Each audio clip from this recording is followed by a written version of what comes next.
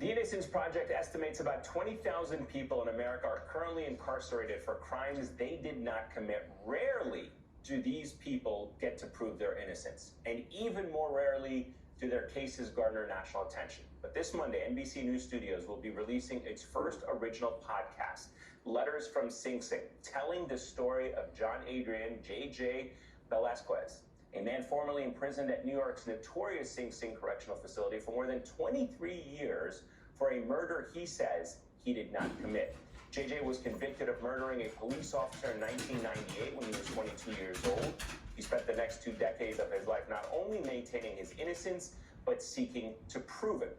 One of the people he reached out to was an investigative producer for NBC News, Dan Slepian, who was also producing stories about wrongful convictions for NBC's Dateline at the time.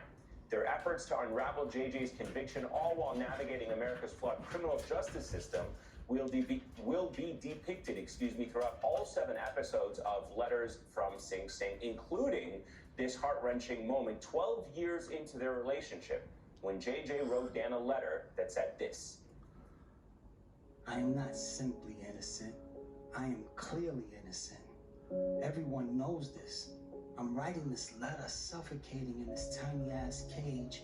I want to scream so loud, but it won't make any sense because I'm not being heard. The craziest part of it all is that I may have to die before anyone really cares about what's actually happening. Do I have to jump off a prison tier with a noose around my neck to get people to realize that wrongful convictions are a slow death? In 2021, at age 46, J.J. Velazquez was released from prison after his sentence was commuted by former New York Governor Andrew Cuomo. He has not yet been exonerated of his crimes, but he did have the opportunity to participate in a presidential forum with President Biden to discuss his incarceration, during which he received an apology directly from the president. On behalf of all society, I apologize for it. 23 years. My God. Joining me now is NBC News investigative producer Dan Slepian. Dan, it's great to have you with us. He is, of course, the host of Letters from Sing Sing, which will be released this coming Monday. An incredible story, just absolutely incredible. Help us understand how you came to meet JJ 20 years ago. Thank you so much for having me on, Eamon. It started 20 years ago on Thanksgiving Day in 2002. I was actually at a prison in New York, a maximum security prison, covering a different story of a claim of wrongful conviction.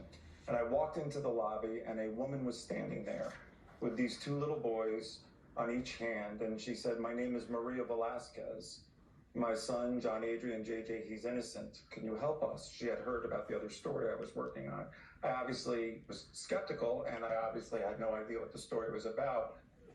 But what I remember most about that day was the younger son, it was her grandchild, JJ's son, on her left side. And he was looking up at me with these big eyes, and he looked sad and confused, like, why is this guy here? Why is he looking at me?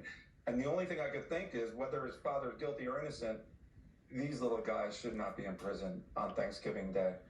A week later, I got a letter from JJ. And that letter led to dozens and dozens of letters over the next 20 years. And what it did really is it led into a bit of an abyss, punching a hole straight through the box, Pandora's box. And what I saw inside was very troubling and sad. And I was very sad by what I saw. And what I saw was much, much, much bigger than just JJ's case.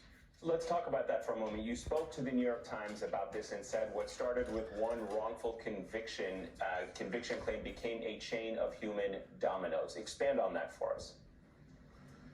So when I first met JJ, I didn't know if he was innocent or guilty, and I started investigating. It took me 20 years. It took 20 years. I did a story 10 years ago on Dateline about his case, but then it took another 10 years for him to get out. But through that time, I would visit him often, and we would talk, and he would vet cases on the inside. Like, he was a one-man innocence project on the inside of Sing Sing. So he would say, "You really got to go talk to Eric Glisson. I looked at his case, he's innocent." And I'm like, "Another one?" And for each one that he told me about was true. And I did stories on each one of those people, and they got out. JJ was directly responsible for getting 3 other innocent men out of prison. And that he was the last one to get out.